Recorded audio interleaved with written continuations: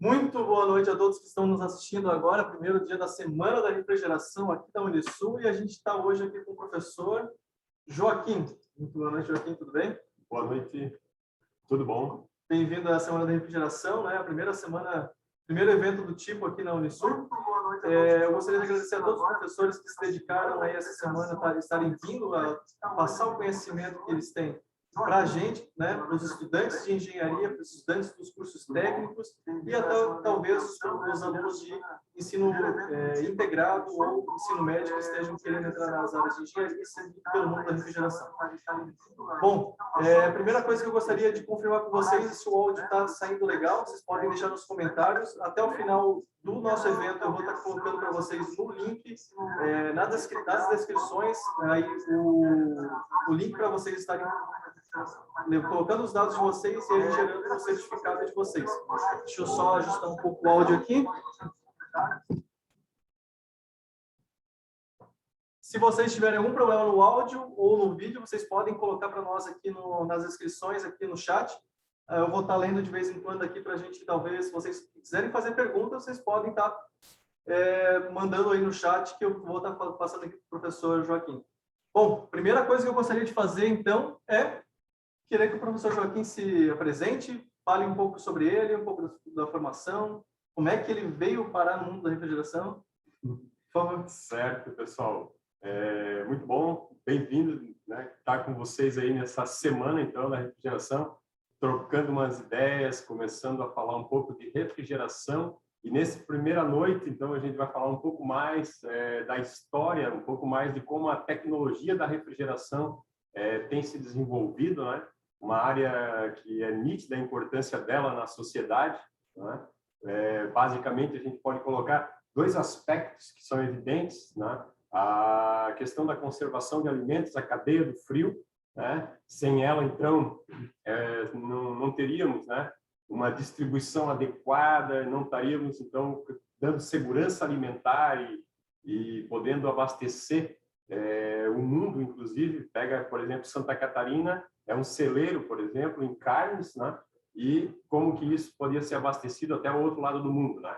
E um outro aspecto é conforto ambiental, né? Conforto, qualidade de vida, né? E processos industriais muito importantes, tá? Então é disso aí que a gente vai falar, tá? Vai focar então em termos de história, mas sempre vendo a perspectiva das oportunidades e do desenvolvimento para o futuro, né? Olhando a história, mas para buscar o que ela tem de importância na atualidade e como que isso pode se desencadear em termos de carreiras profissionais também, porque aqui a gente está falando a partir de cursos de engenharia, de formação, né? Estamos falando dentro da Unisul para cursos de engenharia, e então aí eu venho da escola técnica, agora falando um pouco disso, de apresentação, né?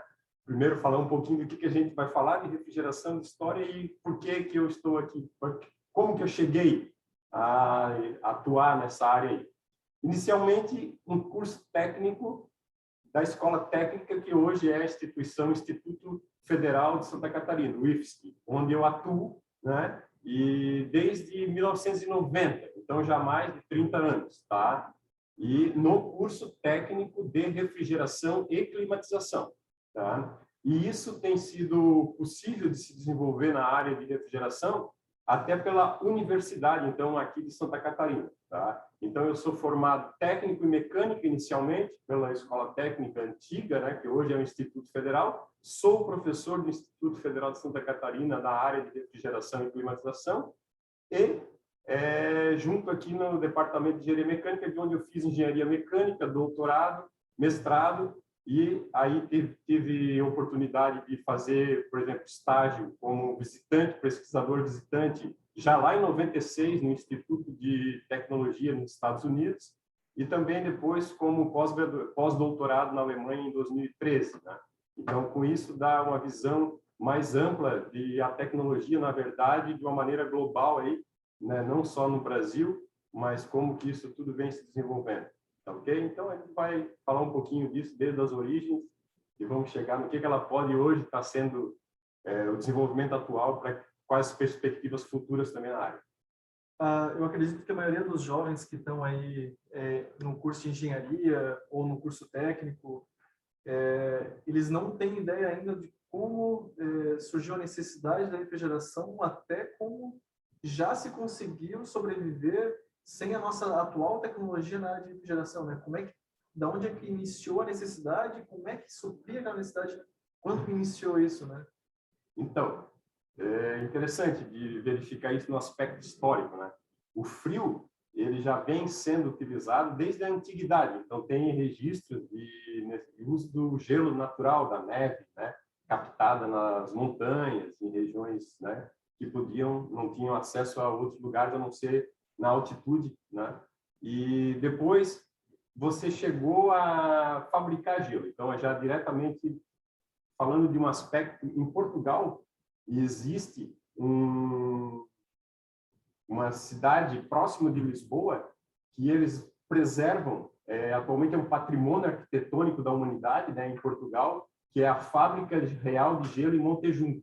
Eles tinham piscinas bem rasas, que foi mandado construir pelo rei na época para poder ter abastecimento de gelo. Quer dizer, isso já é 1741, que foi ordenado que se construísse isso, e agora está sendo feito, inclusive, é um ponto turístico, você pode visitar e faz a encenação de como ela funcionava naquela época. Como é que ela funciona? Eram vastas piscinas expostas ao céu e conforme a noite fria, principalmente no período de inverno, né, tinha um operador, o mestre de gelo, ele mais ou menos detectava por uma previsão, né, que quanto frio seria e quanto ele precisaria colocar de camada de água para formar gelo no outro dia, para durante a noite ter gelo sólido. Isso era cortado e colocado num silo que ficava ao lado, que era bem alto, e conseguia-se, inclusive, guardar gelo para o verão. Então, tem esse registro de que gelo era tirado lá nessa fábrica de gelo a céu aberto. Então, isso ainda é gelo natural. Mas, nos Estados Unidos, principalmente em Frederick Tudor, ele fez todo um investimento numa cadeia de cortar gelos dos lagos e rios e abastecer isso pelo mundo. E isso foi feito inicialmente num transporte que foi registrado historicamente até a Martinica, né, a região próxima de Cuba, e essa região então você teria um abastecimento para uma região quente de gelo, e isso foi feito para o Brasil, para a Índia, a partir de uma rede de navios que transportavam gelo pelo mundo. E isso veio até poder se desenvolver a refrigeração a partir de compressores, basicamente, a partir da refrigeração mecânica. Tá? E quando isso aconteceu? Né? E aí é um aspecto fundamental, quer dizer, houve então a necessidade do frio, foi percebida e foi utilizado na antiguidade, mas o primeiro o primeiro registro que se tem de se fazer frio foi em 1756, que foi registrado e apresentado ao público a fabricação de uma primeira quantidade mínima, mas um experimento de William Cullen. Então, na Escócia, isso foi registrado, mas ficou restrito apenas o aspecto de um registro de um experimento. Realmente, para se fabricar gelo numa fábrica, numa quantidade razoável, levou aproximadamente mais 100 anos. Então, realmente, fabricação de gelo numa escala industrial veio a acontecer 100 anos depois, por volta de 1850. Na verdade, 1856 é a patente realmente do sistema, e foram ingleses que, na verdade, levaram na Austrália e teve a primeira fábrica, que era uma fábrica de cervejas, que servia para esse abastecimento de frio. Então, ou seja, é uma tecnologia que aparentemente pode parecer muito mais antiga pelo aspecto dela de ser tão mecânica, tá? Mas na real ela veio a se desenvolver junto na era industrial, da Revolução Industrial, praticamente junto com o desenvolvimento da eletricidade, do motor elétrico, que talvez muitas vezes a sociedade, ou até quem vai para a área de tecnologia, pode pensar que não tenha sido assim, que ela era mais antiga, mas de fato ela foi, o princípio da refrigeração foi desenvolvido em 1750, vamos botar assim, 100 anos depois, por volta de 1850, se tem as primeiras fábricas de gelo que tem abastecimento de grande porte, que foi primeiro numa fábrica, numa cervejaria. Tá? Mas eu queria voltar um pouquinho agora na história. Eu imagino que não foi simples e poucas pessoas devem ter acreditado na ideia de que cortar gelo e colocar num barco e trazer, por exemplo, para o Brasil ou para a Índia, ia dar certo, né? Quem está em casa, a maioria deve imaginar que ia chegar aqui com um barco cheio de água, né? Não é possível, né? Detalhe um pouco mais como é que foi esse processo, Frederic Tudor. Isso é interessante, isso aí, Alex, que a princípio é meio contraintuitivo, né? Para o cidadão comum, a priori, ele pode pensar assim, como que o gelo poderia, né, ser levado a uma distância tão grande e ele não viraria água, né? Por quê? Isso é contraintuitivo tem duas razões especiais que a gente pode citar que faz com que as pessoas possam entender como que realmente isso pode ser construído, mas dependeu de alguém acreditar nisso e esse Frederic Tudor tem que se dar méritos a ele, tá? Primeiro por esse aspecto técnico que eu vou falar, e depois pelos aspectos comerciais que ele também enfrentou, pelo empreendedorismo dele e o investimento nesse setor, tá? Então, do ponto de vista técnico, são dois argumentos. O calor latente da água quando ela solidifica, né, que é um aspecto que diferencia do sentimento, do feeling que nós temos no dia a dia do cidadão, que a gente está acostumado a ver a água esfriar e esquentar, mas na forma líquida. Então, a gente não tem aquele sentimento da quantidade de calor que é necessário para congelar e depois, quando você tem gelo, quanto calor é necessário para fundir ele. Tá? E isso é uma quantidade bem maior. Representa quase que o mesmo calor para fazer ele passar por toda a escala de 0 a 100 graus. É da ordem de 80 graus Celsius que representa. Então, para cada grama de gelo que você tem sólida até ela virar líquido, é o equivalente a você variar a temperatura se fosse água líquida em 80 graus Celsius. Então, isso é um aspecto considerável, tá? E aí a intuição, às vezes, não estamos acostumados com isso. Então, isso já é um primeiro argumento que viabiliza, né? Que mostra que era possível e por isso que é possível. Mas o segundo é que a gente também não está acostumado a colocar isolamento térmico. A gente trabalha na cozinha, no dia a dia, a gente trabalha com copos de vidro, com os utensílios de alumínio e tal, que transferem razoavelmente o calor. Então, a gente também não tem aquele aspecto de que dá para isolar e vai reduzir bastante essa taxa de transferência de calor. Então, juntando esses dois argumentos, é que a situação se viabiliza tecnicamente. E isso foi captado por uma pessoa como o Frederic Tudor. E aí, como eu falei, não foi somente esse aspecto técnico, ele teve ainda que captar recursos financeiros para isso, e ele realmente se tornou um dos grandes milionários americanos, depois que ele conseguiu superar isso, mas conta-se na história que praticamente faliu, de tanto investimento, tanto recurso que ele teve que investir, colocar no empreendimento inicialmente, para fazer o marketing daquilo, servir gelo muitas vezes gratuitamente em vários hotéis e restaurantes em Nova York, até fazer com que a ideia se popularizasse para ele conseguir o primeiro mercado mínimo, que é o mercado próximo, tá? Porque ele não saiu, obviamente, já de cara transportando gelo para ilhas no Caribe, né? Mas e depois para a Índia, depois para outros lugares no mundo, né? Mas ele teve que criar esse mercado. E disse que hoje a cultura americana, nos Estados Unidos, o pessoal é muito mais adepto ao gelo, tá? Então você vai, né, se servir num restaurante lá nos Estados Unidos, você vê que eles vão servir para você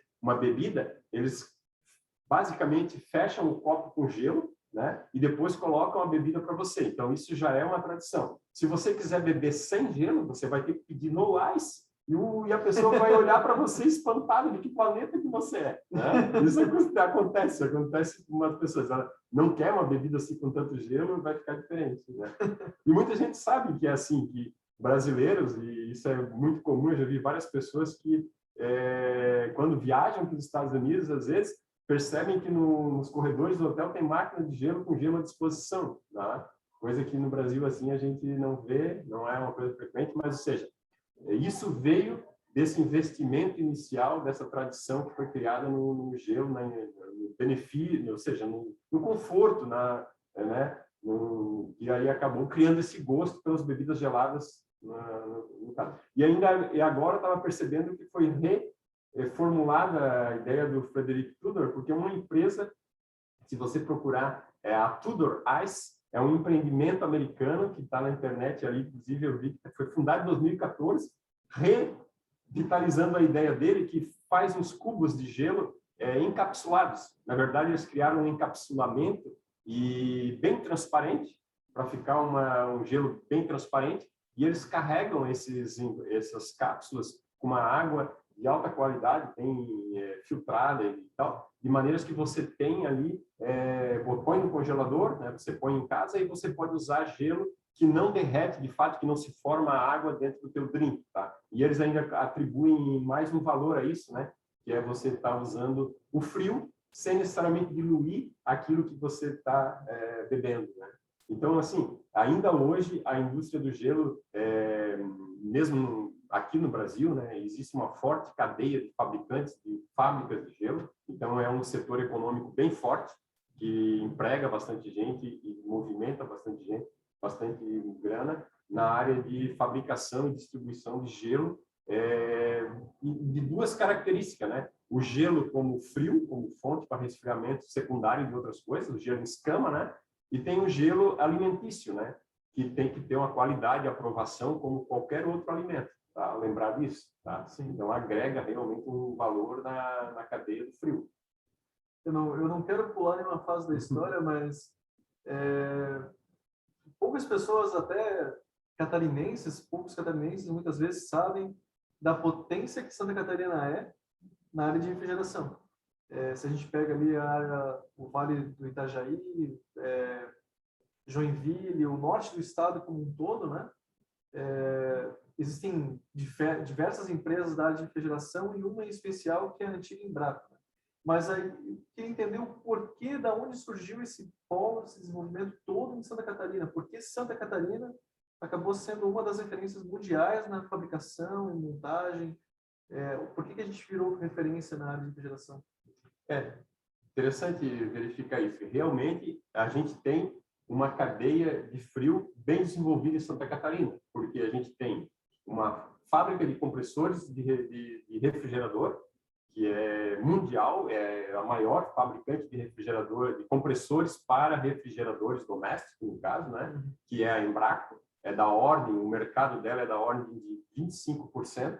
Nossa. Então, quer dizer, se você pensar que são milhões, né, de unidades por ano, né, de fabricação, então, só para ter uma ideia, só falando em refrigeradores no Brasil, quantos refrigeradores tem? A gente tem da ordem de 4, de um refrigerador para cada 4 habitantes, 5 habitantes, a gente tem da ordem de 200 milhões de pessoas, né? Mais de 200.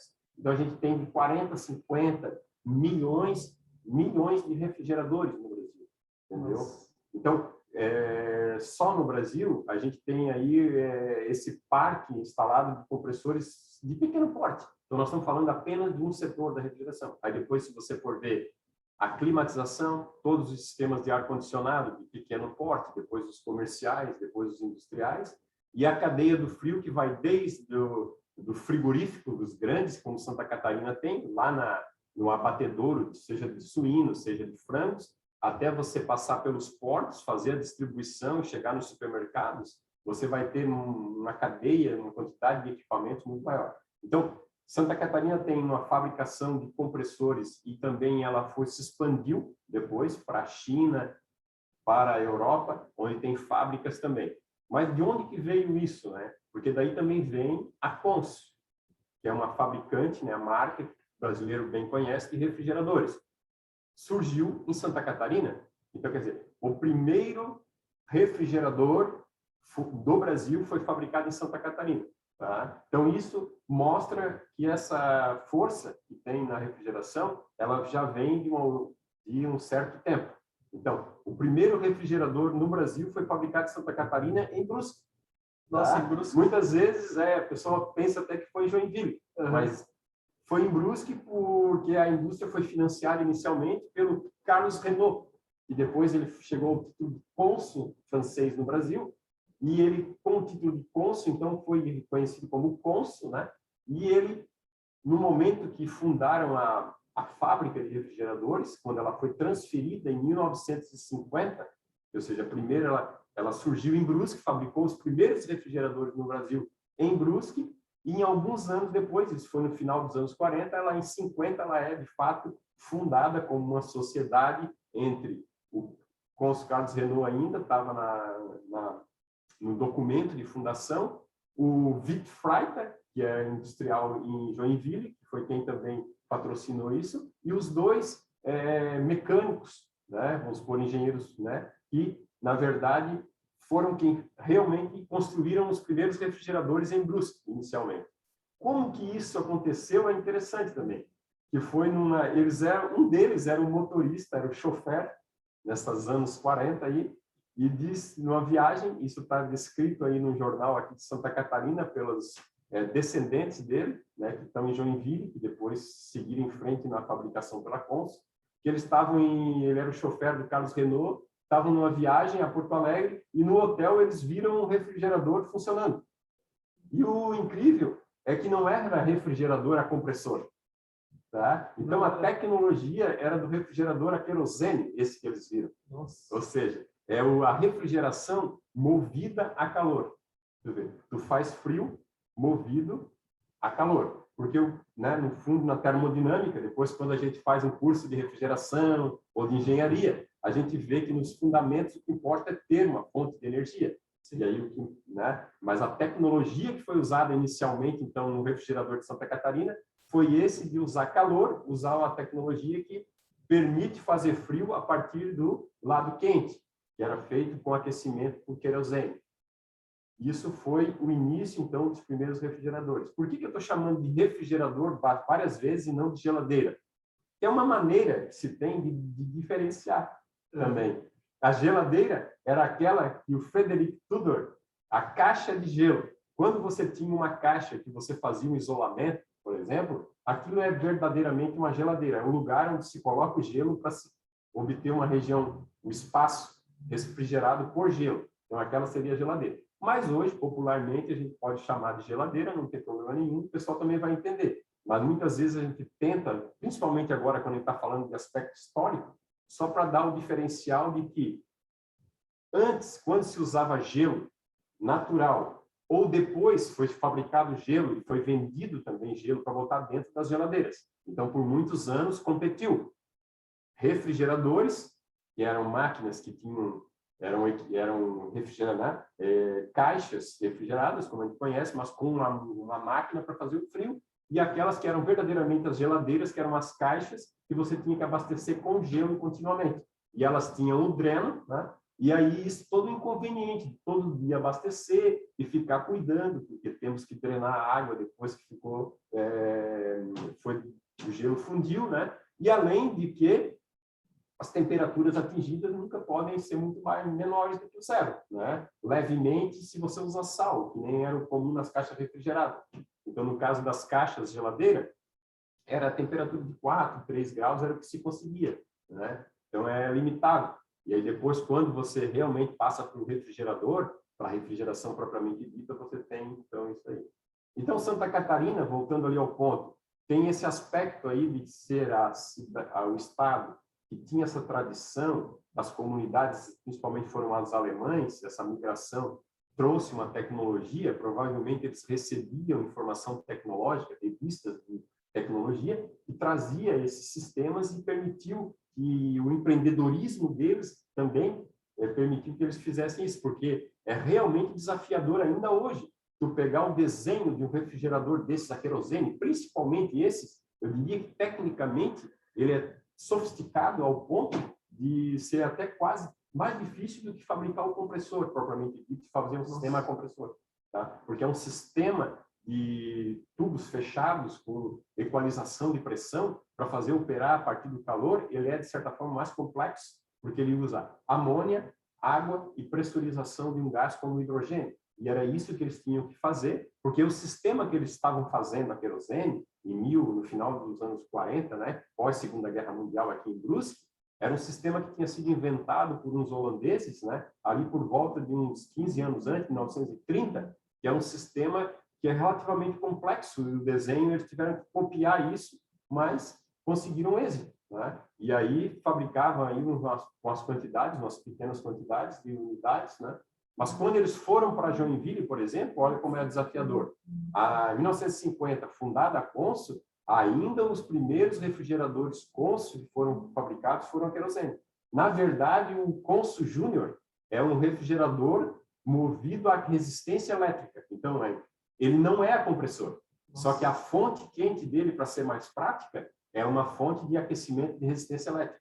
Simplesmente trocou para não precisar ficar abastecendo com querosene, risco de combustão dentro da cozinha, ali, de incêndio, coisa assim, mas ainda foi fabricado inicialmente para fundar a marca Consul e a fábrica de refrigeradores Consul, ainda era esse sistema querosene. Então, depois era importado, ainda nos anos 50, compressores eram importados, que eram da General Electric, dos americanos, ou europeus, que foi, por exemplo, a Danfoss, que é da Dinamarca, que foi quem, quando a Embraco foi, nessa tradição de Santa Catarina aí, criada a fábrica de compressores para não precisar importar os compressores. 1971 foi feita a fundação para se construir a fábrica, né, de compressores. E em 74, então, uns 3 anos depois, fabrica-se os primeiros compressores aqui em Joinville, na Embraco, né? E a partir dessa fabricação vai se tornando independente no sentido de não precisar importar, mas a tecnologia utilizada para a fabricação foi toda comprada, os desenhos, os projetos dessa Danfoss, né? E isso foi até 1987, quando realmente a Embraco pôde fabricar um compressor totalmente nacional, patenteado, todas as peças, as partes dele eram livres de royalties. Então, a gente tem, assim, um desenvolvimento aqui, né? Dá para ver um pouco dessa nossa tradição, né? Sim. Em Santa Catarina, que foi gerando esse desenvolvimento de tecnologia. Muito bacana. E para quem está assistindo a gente agora, se vocês quiserem fazer algum tipo de pergunta, quiserem perguntar alguma coisa para o professor Joaquim, se quiserem entrar com algum comentário, podem fazer, que eu estou acompanhando aqui. O José Schmidt Júnior, ele comentou quando a gente está falando sobre gelo, fabricação de gelo, né? Ele falou que ele está assistindo lá de Itajaí, ele falou que a empresa dele, que ele trabalha, fabrica gelo para embarcações, né? Para fazer para área de pesca, etc. e tal. Então, eles fabricam gelo no porto, colocam na embarcação, para a embarcação estar fazendo. Olha que bacana, Interessante, é uma né? área importantíssima na área de pescados, né? Que você precisa ter um abastecimento de frio, né? E aí, hoje em dia, além dessa fabricação, como a que o José citou, tem ainda desenvolvimento de refrigeração nos barcos, que também permite mais um esforço nessa linha, né? Então, até eu lembrando em cima dessa colocação do José Schmidt, né? Que um ponto marcante no desenvolvimento da refrigeração foi alimentos congelados, que não é algo tão óbvio, tá? Então, isso aí, basicamente, na história, no desenvolvimento da refrigeração, é Clarence Birdseye, né, que é um americano que realmente investe em desenvolver o processo de congelamento de alimentos, tá? Então, ele é um canadense, que era um explorador na região de muito frio, percebia que como era a caça que ele fazia, ou as carnes, né, quando estavam congeladas rápido, elas mantinham a qualidade dela. Então, o grande ponto tecnológico nesse aspecto do congelamento foi essa sacada, foi o perceber, e até hoje é muito importante perceber isso, tá? Que não basta congelamento, tá? Para realmente você explorar o potencial da refrigeração, você tem que fazer processos de congelamento rápido, tá? Então, isso tem que ser desenvolvido mais e mais, entendeu? Ao extremo. E esse próprio Birdseye, né, no início, Clarence Birdseye, foi quem desenvolveu muita patente, entendeu? Muita tecnologia na área de congelamento de alimentos, sabe? Só ele tem 168 patentes registradas, né, que é basicamente já processar um alimento, colocar uma embalagem, pesquisou os aspectos de transferência de calor nas embalagens e tal, e como poderia fazer. Um dos principais processos que ele desenvolveu são placas muito frias que pressionam o produto embalado, e daí você já tem um congelamento rápido no produto, no ponto, para depois ser distribuído, né, para venda, para depois ser mantido na cadeia de frio. Então, isso aí, diga-se de passagem. E aí eu lembrei disso quando o José falou na área de pescados, e fabricar gelo, colocar gelo à disposição dos pescadores, porque uma das áreas na refrigeração que se ressente mais de ter um processo é o pescado. Por exemplo, assim, quando você está em barco de pesca, os japoneses, inclusive, já investiram muito nessa tecnologia, eles até resolveram muito esse problema, que eles têm equipamentos muito sofisticados dentro dos barcos e fortes, bem fortes, de maneira que eles conseguem congelar instantaneamente, vamos dizer assim, os atuns, por exemplo. Atum, que é um pescado de grande valor, principalmente na cultura japonesa, e tem se espalhado pelo mundo afora, né? A partir do sushi, por exemplo. Então, para ele ter essa qualidade, esse frescor, né? Essas propriedades que o sushi, né? Dessa questão do pescado ali, o que você consegue fazer isso se você congela de maneira muito rápida. E inclusive, não é feito com gelo. O gelo não permitiria isso, porque daí ele praticamente não congelaria, ele resfriaria, ficaria na condição de gelo, mas era muito lento o processo. Tá? Então, tem que ser realmente feito em sistema de refrigeração que tem salmouras, que tem banhos, que o peixe praticamente é colocado dentro de uma solução, que basicamente é sal realmente, e ele instantaneamente, ele praticamente, né, em poucos segundos, ele congela e cria até uma casca, uma carapaça de gelo, então ele fica intacto. Quando você descongela, você vai ter uma qualidade, né, desse alimento, no caso, muito semelhante a como se ele tivesse sido recém-pescado. Tá? E aí, qual a explicação tecnológica para isso? Né? Por que é assim? Né? Porque tem um aspecto que já o Clarence, lá, o Bird's Eye, percebeu e tem sido bem caracterizado, que é o crescimento do cristal dentro do alimento durante o congelamento. Se você não congelar rápido, no processo lento, cristais de gelo vão se formando no interior do interstício celular do alimento. E as pontas dos cristais vão rompendo a estrutura celular do alimento. Então, o que acontece? Você vai perfurando o celular dos alimentos. Então, ele vai perdendo a característica natural. E vai aparecer isso nitidamente quando você descongelar. É aquela carne típica que muitas vezes a gente já viu isso acontecer, que quando você descongela ela, você vê que ela sai bastante, o suco dela, você vê que tem bastante aquele vermelho e tal, que você vê que ela não reteve, né?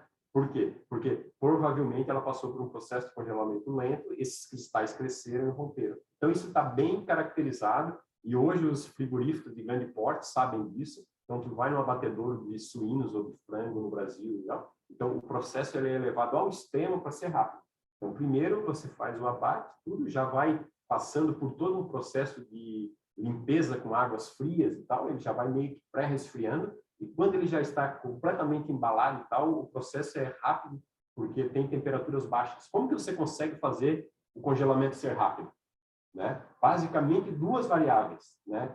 Pode dizer que são três variáveis. Você controla a embalagem, mas você tem que ter uma embalagem para vender e tal, então mas você tem que fazê-la com produtos que transferem calor, com menos ar, isso aí. Então, você tem um fator. Segundo, a temperatura do meio tem que ser baixa, então o equipamento de refrigeração tem que conseguir gerar menos 30, menos 40. E outra é a velocidade do ar.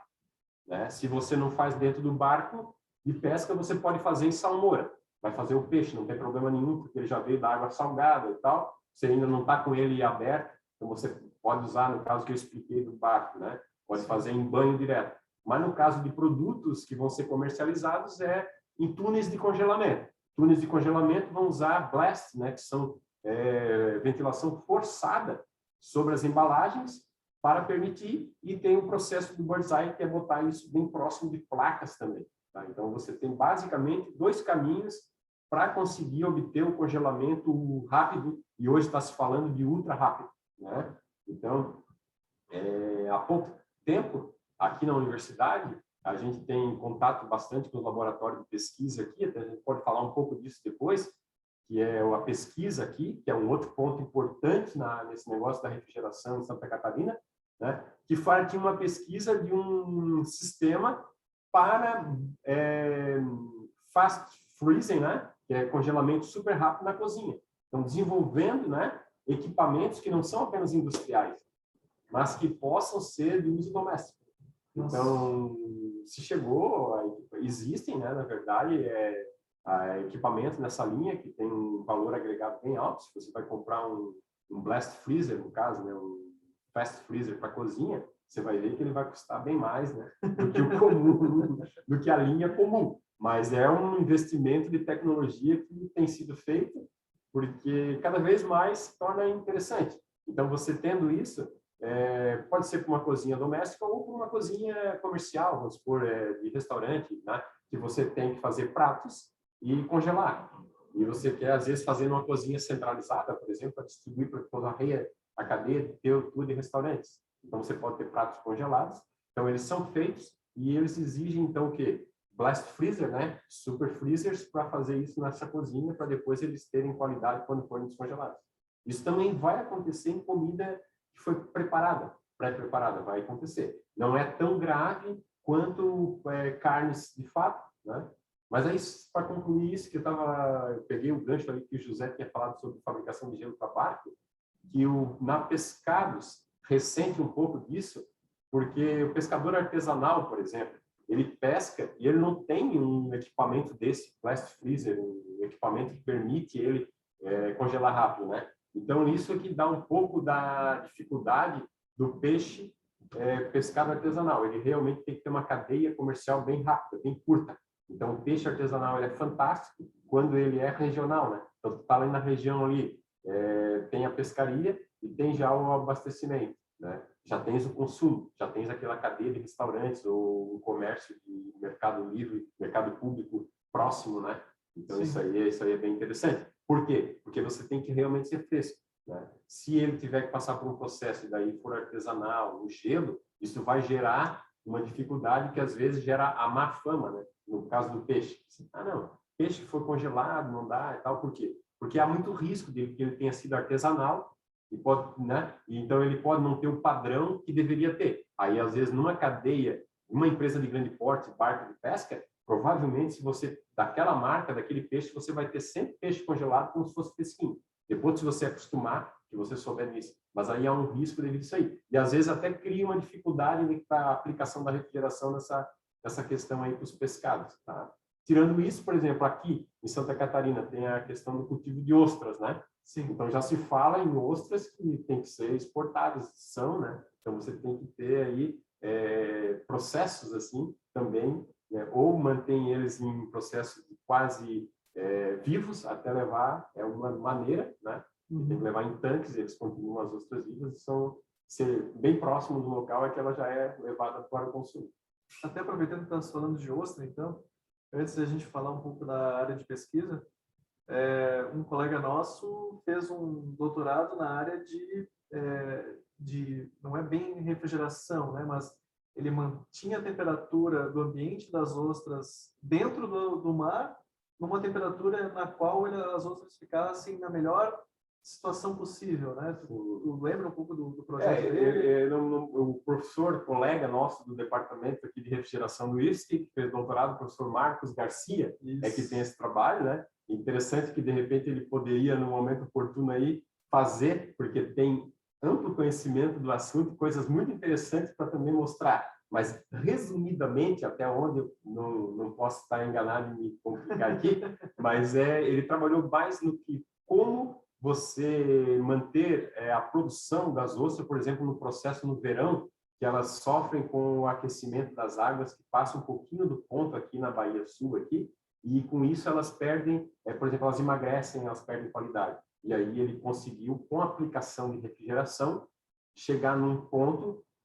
inédito, né? Foi um doutorado, e conseguiu viabilizar um processo que realmente é um sucesso e é realmente um grande achado, né? Então, é muito interessante trabalhar com pessoas. Nós estamos no departamento, né? Faz parte do curso de refrigeração e climatização do Instituto, o professor Marcos, que seria uma pessoa interessante para ser convidado para estar aqui mostrando isso. Provavelmente pode até estar nos assistindo. Então, já fica um convite, né? Para a Semana da Refrigeração, né? Então, agora vamos pensar, né? Um dia já existiu um profissional, existia uma profissão em que o cara pegava um bloco de gelo, levava até a casa da pessoa e colocava dentro de uma caixa, que era a tal da geladeira na época, né? Isso foi evoluindo, a refrigeração agora não depende mais desse transporte e tudo mais, essa logística inteira, né?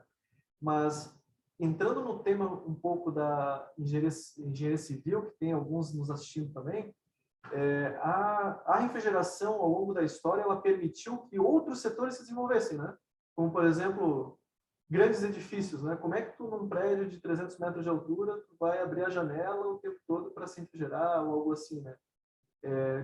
Poderia, de repente, entrar um pouco nesse assunto, de um pouco de como é que a refrigeração ela afetou outros setores, não somente o campo doméstico, né? Pô, é muito interessante isso aí, Alex. Muito interessante. É tão vasto que assim, eu fico pensando aqui por onde começar, mas só para dar um exemplo um pouco mais fora do comum, e para não esquecer de dar esse exemplo, barragens de hidrelétricas ou grandes obras de construção civil. Você vai a Itaipu, por exemplo, visitar Itaipu, que inclusive é uma das grandes visitas técnicas, tecnológicas no Brasil, que é aberta. Você vai passear aí na Foz do Iguaçu, e você do lado tem mais um ponto turístico que você pode ir ali e entrar num horário lá que eles têm visitação. Você pega um ônibus, faz um tour lá dentro. E nessa visita eles mostram a usina de frio que foi construída para poder viabilizar a obra da barragem da represa. Aí pode perguntar assim, mas aonde que é usado frio nisso? É usado frio para fazer a cura do concreto diretamente da barragem. Como isso? O concreto, se ele deixado ao natural, a cura dele, a seca, quando ele endurece, ele gera calor. Todo o processo, ele é um processo exotérmico. Ele vai liberar calor devido à absorção de água no calcário, do processo ali de formação do cimento curado. Esse calor vai fazer a água expulsar mais água, ele vai ficar seco e vai retalhar e vai começar a criar fissuras e vai perder resistência, tá? Como que a refrigeração foi colocada nisso? É colocado tubulações de aço que vão fazer parte da estrutura depois de fechado o concreto e bombeado gelo por dentro dessa tubulação por vários dias, que são massas de muitas toneladas, de dimensões bem grandes de concreto, tá? Não basta aquele processo que a gente conhece, que alguns pelo menos conhecem, eu conheço, de ficar molhando laje, porque quando era guri, mesmo estando aqui fazendo escola técnica, universidade, voltava para casa, a gente tinha muita construção, a gente fez várias obras de alvenaria, né? E aí era o papel nosso, muitas vezes, no final de semana, depois de botar a laje, ficar jogando água na laje. Inclusive, naquela época, eu ficava meio abismado, pô, isso não é para endurecer, né, cara? Como é que pode, né? Para jogar água, né? Ficar molhando. Eu lembro que meu pai falava assim, olha, faz com cuidado, bota bastante, tem que ser, ficava em cima, porque tinha que deixar bem molhado realmente, com água empoçada para ela ir, depois tem que voltar e fazer de novo isso aí. Mas no meio de uma barragem, não daria para fazer somente isso, não tem como molhar superficialmente. Então, a tubulação é bombeada, veja só, quando tu falou, por onde que a tecnologia da refrigeração desenvolve outras coisas, né?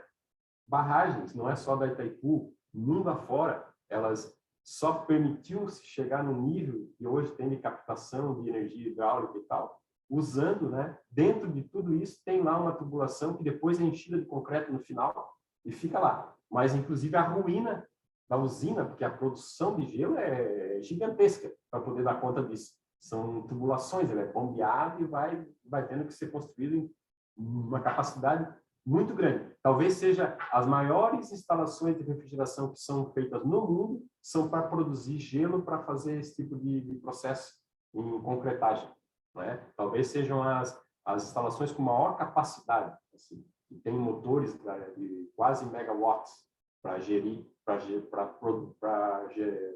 rodar o sistema de compressão, para fazer. Tá?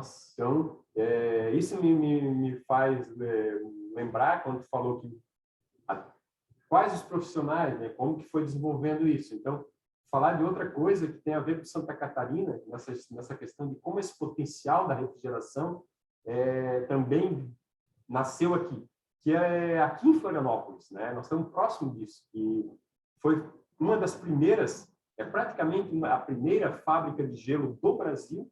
Ela foi montada aqui no Rita Maria, onde tem o terminal Rita Maria, ali do lado atrás, o EPIC, que é o industrial e um grande empreendedor catarinense, ali por volta do ano 1800, 1900, chegando a 1900, 1880, 1890, e a data, mais ou menos, de fundação dessa fábrica de gelo é 1892, 96, tá? Então, é ali, o livro da biografia, né, de história da UEPC, diz que ele estava fundando, na verdade, uma fábrica de pregos e pontas, que Pontas é arame farpado e tal. Aqui dentro da ilha, né? Na verdade, tinha um setor industrial ali. A UEPIC, então, estava botando uma fábrica, né, desse tipo de produto por causa da colonização em Santa Catarina. Os colonos precisavam fazer casas de madeira, fazer cercas, então isso era um produto que ia vender, né, bastante. E na inauguração da fábrica de pregos de Pontas, está lá no livro da biografia dele que ele falou para os gerentes, os diretores da empresa dele, a nossa festinha aqui de inauguração, ela precisava de gelo, né? Nós estamos com baixo suprimento de gelo aqui em Florianópolis. Acho que ordenou na ilha, decidiu que nós vamos fazer uma fábrica de gelo em Florianópolis para a gente ter um abastecimento de gelo adequado. Ou seja, duas coisas interessantes. Ali surgiu a fábrica de gelo, uma das mais antigas do Brasil, e demonstra que tinha gelo chegando em Florianópolis, e tinha, de fato, gelo vindo por navio de fora para ser abastecido. Então, gelo era abastecido em algumas casas, como hoje a gente faz por conta, né, de uma internet. Tu tinha uma conta de abastecimento de gelo. Famílias mais abastadas e eles tinham abastecimento em casa. Algumas unidades tinham. E isso era gelo que vinha do exterior, da história lá do Frederick Tudor, que exportava gelo mundo afora, chegava até em Florianópolis e era distribuído. E no caso aqui de 1896, o EPIC, que era um imigrante que tinha chegado ao Brasil muito novo, ele tinha bastante relações com a Europa ainda, conhecia disso e falou assim, vamos fazer uma fábrica de gelo. E o interessante é que a fábrica de gelo que ele estabelece, e que o pessoal dele estabelece, é uma fábrica de gelo movida a motor elétrico. Por quê? Porque em 1890 e pouco, essas fábricas de gelo, muitas delas eram movidas a vapor. E ele próprio já ordena, e diz lá numa biografia, que ele fala para o pessoal que nossa fábrica vai ser movida a motor elétrico. Aí pensa assim, como? Tinha eletricidade em Florianópolis? Sim, recente. Tinha uma pequena termoelétrica, que era ali também no Rita Maria, ou seja, abastecida, né? Carvão, era uma termoelétrica que vinha carvão de fora, abastecia para poder fazer um sistema de geração de energia que podia ser construído. Então, eles acham compressores na Europa, da Sabroy, essa empresa existe até hoje, então ela é uma fábrica de gelo inovadora, que usa, né, toda essa tecnologia que vem do exterior, de uma marca que ainda existe até hoje, usava amônia. E depois a gente pode falar um pouquinho que, na história da refrigeração, um aspecto muito importante é essa história do fluido refrigerante. E nós vamos poder falar um pouco. Então, ela é a fábrica de gelo da UEPIC, fica aí no Rita Maria e começa a abastecer a cidade com gelo artificial. Então, quer dizer, aquela história, a refrigeração já vem desde a antiguidade e depois com o Frederick Tudor, que se torna um dos primeiros grandes milionários americanos, é como se fosse hoje um Bill Gates, um desses maiores milionários do mundo. Ele realmente é registrado, né, como um dos maiores milionários, uma das pessoas mais ricas, na área de comércio de gelo, tá? Que chega a Florianópolis, inclusive. E que aí, mais um aspecto interessante na história de Santa Catarina, na parte de refrigeração, passa a participar com uma das primeiras fábricas de gelo no Brasil, sendo fundada aqui. Essa fábrica de gelo, no mesmo local, ela dura mais de 100 anos, praticamente. Nossa. Então, depois sai uma reportagem que em 1996 ela é vendida e passa para acho que aí eu não posso, né, posso estar confundindo aqui, mas a Gelotin, que é uma outra marca, que é continuidade disso lá no interior da ilha aqui, né? E aí ela até hoje existe. Então, a fabricação de gelo que marcou história e foi distribuído na cidade, ela ficou sendo distribuída até por volta de 1950, olha só, 1950, porque é quando realmente os refrigeradores importados e os primeiros fabricados no Brasil começam realmente a aparecer, tá? Porque os refrigeradores mesmo, a gente pode falar isso depois também mais claro, eles surgiram mais nos Estados Unidos, o refrigerador doméstico realmente pode-se dizer que surgiu em 1930. Nossa. Tá? Por quê? Porque quem viabilizou isso também tem a ver com o fluido refrigerante. Antes não havia substância que não fosse tóxica, inflamável, adequada para se fazer um sistema que funcionasse dentro da casa das pessoas, da residência das pessoas. Então, foi somente com mais esse fato marcante na história da refrigeração, que foi a invenção, né, ou a descoberta, não sei como é que pode chamar, da substância química, né, que é o CFC. E aí pode comentar um pouquinho essa história do refrigerante, mas só para não perder a linha dessa questão da fábrica de gelo aqui, ela veio praticamente antes, um pouquinho de 1900, operou, começando a substituir o gelo que era natural, passou a ser gelo artificial, distribuído na casa das pessoas, até por volta de 1950. E existe um livro, um pequeno livrinho, que é de registro histórico aqui em Florianópolis, que é Histórias do Entregador de Gelo, que é o neto da pessoa que foi o operário que basicamente trabalhou a maior parte de todo esse período entregando gelo em Florianópolis. Nossa. Então conta muitas das histórias de como que era, quem eram as famílias que recebiam gelo e outras histórias de como que fazia, como é que funcionava a empresa, quem trabalhava junto. É uma descrição que quem escreveu é neto dessa pessoa e resgatou um pouco desse histórico, né? Então eu tenho esse livrinho, eu agora não lembro para dizer o nome, mas o nome do livro é O Entregador de Gelo, Histórias do Entregador de Gelo. O Entregador de Gelo eu sei que está no título, coisa parecida assim, e relata e registra, né, essa passagem, então, de um outro aspecto marcante aqui na parte da refrigeração em Santa Catarina. Inclusive, quando o gelo artificial ele começou a ser comercializado, existia um certo preconceito sobre, né? Pode falar um pouco sobre? Isso é muito interessante. Quando surge uma tecnologia e ela confronta a outra, isso aconteceu no caso entre o gelo artificial e o gelo natural, olha só. E quando o gelo artificial surge, né, todo aquele mercado de gelo natural começa a competir. E eles começam a jogar informação e contra-informação de uma forma que hoje a gente acha ridícula, né? Mas eles acusavam o gelo artificial de ser algo imoral, incorreto. Se a natureza nos permite, nos dá gelo, e mais do que isso, que ele fazia mal para a saúde, que ele era impuro, que imagina que você não tem que você botar a mão nisso, você usar isso dentro de um processo, tá? Então a gente olhando em retrospectiva, inclusive, que houve uma guerrinha para poder entrar no mercado, né? Quer dizer, as fábricas de gelo meio que tiveram que, né? Porque elas também tinham o seu custo, então às vezes elas tinham que o preço inicialmente talvez não fosse tão fácil de fazer mais baixo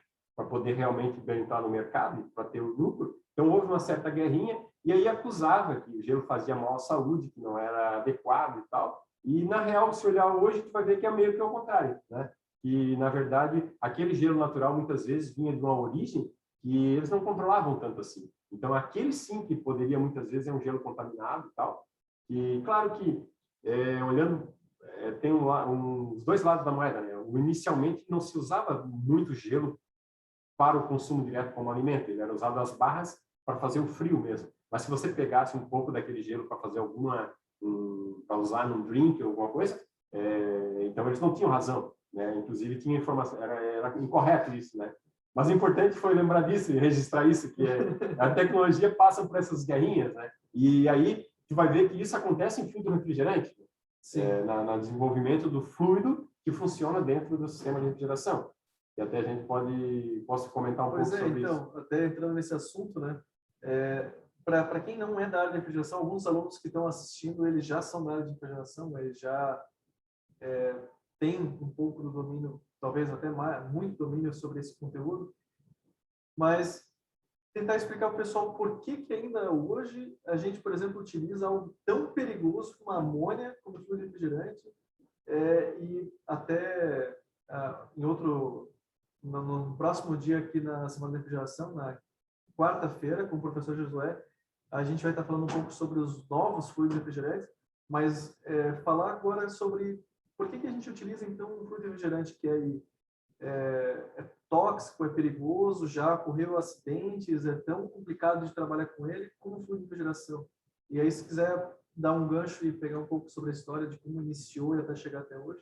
É bem por aí mesmo, Alex, que O início da refrigeração, quando a gente falou lá em 1750, o William Cullen, né? É incrível porque que demorou tanto também para o ser humano, de repente, descobrir uma maneira de fazer frio, né? Demorou tanto.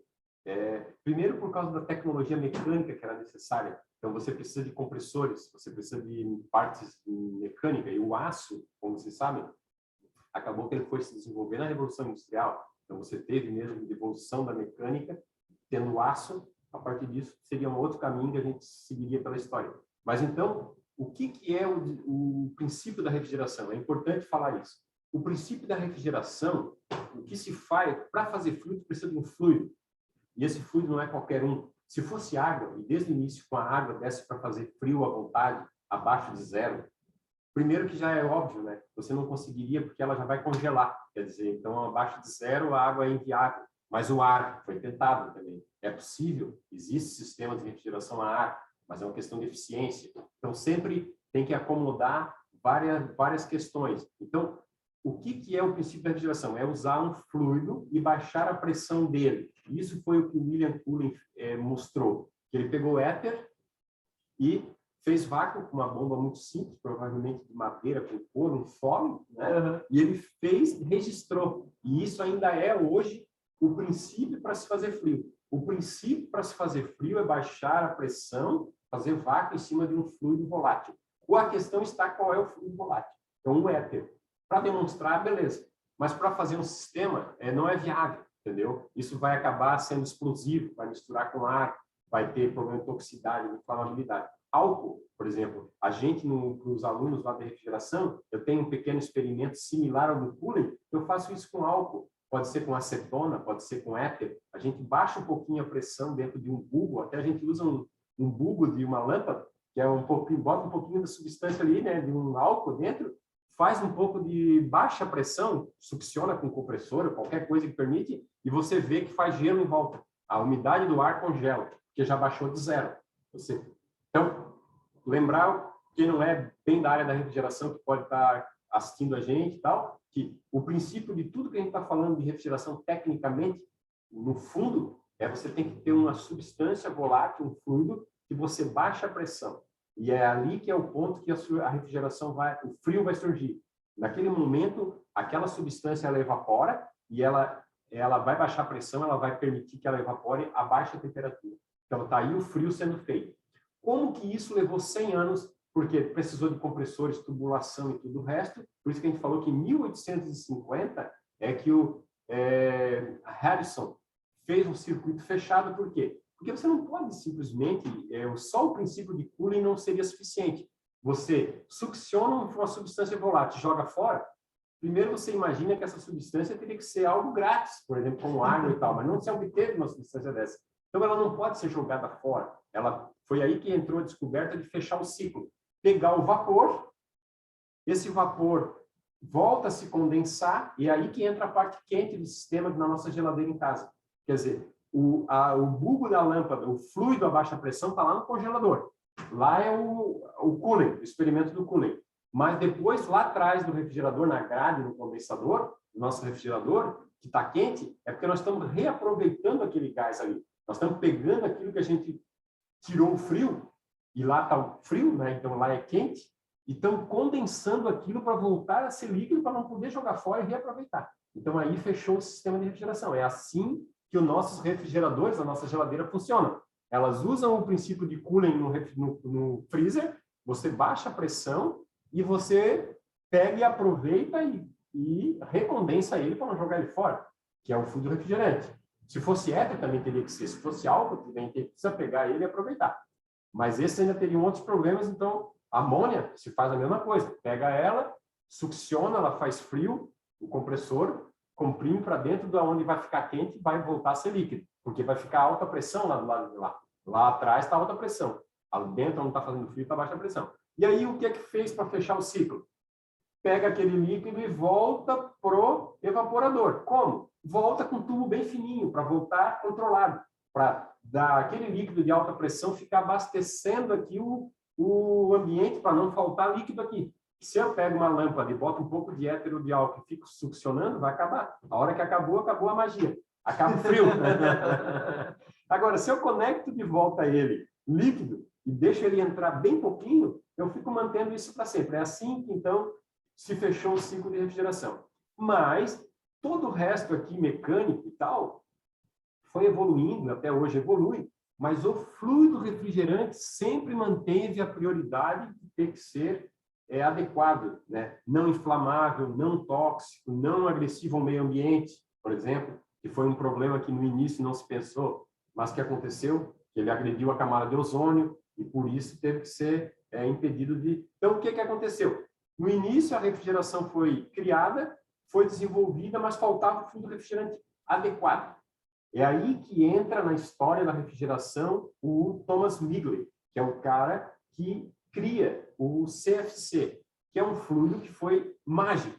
Ele foi fantástico para o mundo, entendeu? Então, ele foi criado em 1930 e a refrigeração explodiu com ele. E foi usado para tudo. O CFC acabou se mostrando uma mágica para muitas outras coisas. Então, espumas para fazer colchão, para fazer isolamento, elas eram expandidas, né? Pegava-se uma massa plástica e tal, se fazia esponja, espumas, né? Então, isso aí foi importante para um monte de produtos de fabricação de outras coisas, colchões, paredes, isolamentos térmicos e tal. Todos os sprays lá na década de 70 e tal, até a década de 70, né? Você usava essa substância para expelir perfumes, qualquer coisa, inseticida. Então, era muito fácil de pegar um spray e você usava a mesma substância. Ou seja, ela foi produzida em usinas pelo mundo afora, quantidade gigantesca, para abastecer não somente a refrigeração. Mas vamos pensar na refrigeração. Ela era uma mágica. Ela permitia você fazer um refrigerador dentro de casa sem se preocupar. Ele não era mais tóxico, ele não tinha problema de explosivo, ele era estável, então ele não causava nenhum problema. E parecia que estava tudo resolvido.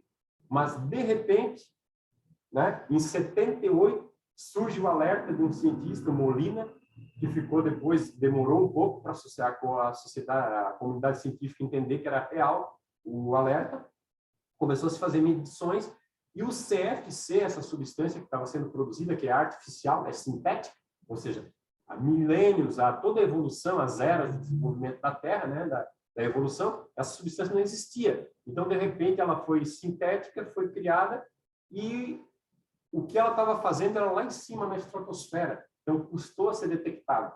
Teve que ser através da ciência, realmente. Aí, esse químico detectaram isso e até que convenceram, e a comunidade se convenceu, de que tinha que parar de usar, fabricar, usar o CFC. E isso gerou reuniões internacionais, acordos entre os países, chamado Protocolo de Montreal, inicialmente, que realmente se resolveu. Baniu. Para isso, teve-se que achar uma saída e, felizmente, o R chama-se fluido R134A. O mais utilizado nos nossos refrigeradores era o R12 até então. O R134A, ele veio e substituiu, e era considerado uma saída que salvou o mundo. Nos ar-condicionados dos nossos automóveis, praticamente no mundo todo, é R134A também. Então, imagina a quantidade de fluido refrigerante, tá? Então, só em refrigerador, 40 milhões no Brasil, 40 milhões de unidades. Se você pegar 100 gramas, que já era muito mais, na época da década de 80, era muito mais de 100 gramas. Mas pensa que cada refrigerador tem umas 100 gramas de refrigerador de fluido hoje, porque está otimizado, mas já era meio quilo naquela época. Se nós colocássemos meio quilo, dá 20 milhões, dá 100 milhões de toneladas no Brasil. Quer dizer, dá uma quantidade gigante de fluido, né? Que você tem, e a cada, a vida de um refrigerador média 10 anos você libera isso para a atmosfera. Então você pensa assim, mas o refrigerador é uma coisa pequenininha, como é que pode estar causando esse problema? Mas é que a quantidade no mundo de refrigeradores é muito grande. Mesmo sendo também uma quantidade pequenininha em cada um, a cada 10 anos, tu tendo que liberar isso tudo. E num automóvel, a quantidade é um pouco maior. Meio quilo, 1 quilo, 2 quilogramas de fluido desse aí. A quantidade de automóveis também é muito maior. Quer dizer, você vai ter quantidade gigantesca. No caso do automóvel, um acidente, uma batidazinha na frente do automóvel, também libera facilmente fluido refrigerante. Qualquer coisa, a tubulação já vaza. Mais trepidação. Então, vários problemas levou para o alerta e uma tomada de medida. Mas, aonde que nós estamos? Nós ainda não temos uma saída definitiva. Então, a questão do fluido refrigerante é uma questão muito importante na refrigeração. Talvez aí é o ponto que eu estava colocando. do ponto de vista histórico, a gente falou de várias coisas históricas, e hoje a gente está num ponto que é uma atualidade que tem muita repercussão para o futuro. E aí vai ter oportunidades e os desafios, né? Então, pesquisas têm sido feitas. Aqui em Florianópolis, na universidade, a gente participa disso, por um fluido alternativo que possivelmente foi aventado e foi bastante pesquisado e ainda é muito, tem muita pesquisa em cima, é o CO2. CO2 é o gás carbônico, né? É o mesmo gás que está dentro do nosso refrigerante, da cerveja, né? Ele é o gás carbônico, é fumaça, mas então ele é basicamente esse gás colocado dentro do sistema de refrigeração, que faz o gelo seco. Então essa é a mesma substância, que ela na verdade é a que causa o efeito estufa, né? A referência, né? Quanta fumaça tem na atmosfera. Mas quando está preso no sistema de refrigeração, permite fazer refrigeração e chegou a ser considerado que seria uma das saídas para a refrigeração no futuro. Mas o que está se percebendo é que você não consegue chegar no nível de desempenho você tem a ordem de uma perda de 30% a 25% de desempenho de energia se você usa CO2. Quer dizer que ele nunca vai, a priori, né, até hoje não se achou uma saída para fazer ele ser tão eficiente quanto. Então, nós não podemos pegar e querer que nossos refrigeradores em casa trocar o fluido e usar CO2. Faríamos refrigerador, funcionaria, faria frio, mas teria um consumo de energia da ordem uns 20%, 30% maior. E não é, viável isso. Porque se você faz isso, você está querendo resolver um problema e está criando outro. Porque o consumo de energia só dos refrigeradores, né, mundialmente, é meio que uniforme, o país varia um pouco do outro, é da ordem de 8% só para os refrigeradores. Energia elétrica. Então, quer dizer, da energia elétrica disponível, né, no Brasil, por exemplo, é um número que fica na ordem de 8%, mas é mais ou menos um padrão no mundo todo. Então, só para os refrigeradores. Você vai ter depois outra fatia dessa para o supermercado, para a refrigeração do supermercado, outra fatia para os ar-condicionado doméstico e tudo. Você chega a ter da ordem de toda a eletricidade, que é de 40% a 50% da energia elétrica, ela é usada no setor de refrigeração. Nossa. Então, é algo que vem sendo sempre muita pesquisa, muita melhoria na eficiência, tem se conseguido muita melhoria, mas cada vez mais se usa mais refrigeração, né? Por Sim. vários aspectos. Para conforto, principalmente, veja os automóveis, né? Então, quando você tem um automóvel, é impensável hoje, em qualquer lugar do mundo, né? Sem ter ar-condicionado, né? Ninguém compraria um carro hoje sem ar-condicionado. E aí chegou um ponto que eu queria... É que, na verdade, você vai falando, dá vontade de entrar em vários assuntos, a gente ficaria a noite toda, né? Mas, muitas vezes, as pessoas elas vão comprar um ar-condicionado e elas não percebem que o custo de um ar-condicionado não está na hora da compra. Ele está depois, quando está pagando a energia em cima da utilização daquele ar-condicionado. E muitas vezes, vou lá comprar um ar-condicionado, eu compro aquele na promoção, né, na loja X, Y, Z, e a pessoa não percebe que, de repente eu gasto 200, 300 reais a mais aqui, e aí eu compro um equipamento com um consumo tal que eu vou ter esse retorno rapidamente. E o retorno é muito rápido. E aí que eu queria entrar na área de um pouco mais de pesquisa, porque o nosso modelo, né, de compressor, embora ele, em pequenos detalhes, ele tem evoluído ao longo dos anos, aquele compressor que a gente tem atrás da geladeira, ele não tem um desenvolvimento construtivo ali, muito diferente do que a gente teve há 20 anos atrás, 15 anos atrás, como em outros setores, né? O que a gente pode esperar, por exemplo, compressores lineares? O que pode ser o futuro do inverter? Hoje se fala muito de inverter, mas o que pode vir depois disso? Aí a gente entra numa seara bem interessante, que é energia, né? Então, duas coisas interessantes para o futuro em termos de desenvolvimento, tecnologia e refrigeração vão ser fluidos refrigerantes e também a questão de eficiência energética, que basicamente é considerado como uma fonte alternativa de energia a investir em eficiência energética. E na área de refrigeração, com essa quantidade imensa de energia que ela usa, com certeza vai ser muito importante. Então, de fluido refrigerante, a gente conversou falou um pouco sobre isso. é uma área completamente à parte que daria para a gente fazer todo um trabalho em cima e tem muita coisa sendo feita, tá?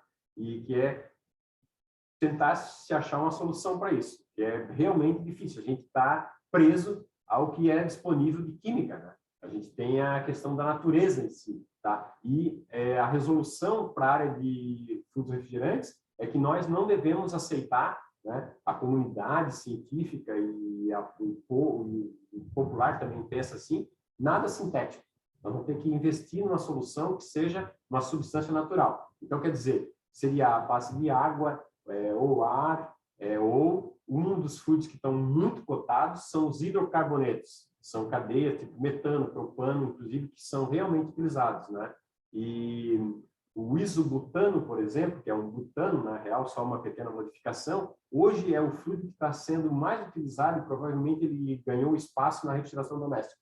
Então, nossos refrigeradores, eles vão basicamente no futuro, já no Brasil já teve algumas fábricas, mas ainda não é uma quantidade bem maior, que usa o isobutano, que é um gás muito comum também no botijão de cozinha, por exemplo.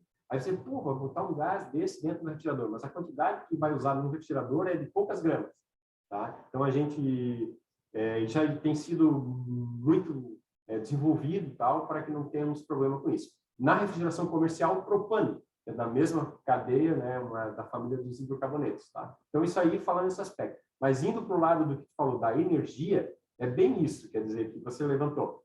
Você pega um sistema de refrigeração, quanto maior porte ele é, o valor do agregado na refrigeração, ele é muitas vezes, depois que você termina a vida útil do equipamento, foi em energia. Então, se você pegar um investimento numa central de climatização, num shopping ou numa fábrica de pescados ali, ou num frigorífico, quanto maior for, mais intensivo é de energia. Então, muitas vezes, o que foi investido na obra, no custo inicial, é o que tem de energia investido, tá? Então, são muitas vezes. No caso de um refrigerador, depois de 10 anos, fica da faixa de 5 vezes ainda, tá? Então, o refrigerador que você compra, ele ainda vai te consumir em energia. Um ar-condicionado pode passar de 10 vezes facilmente, se ele for usado muito intensivamente, vai para muitas vezes.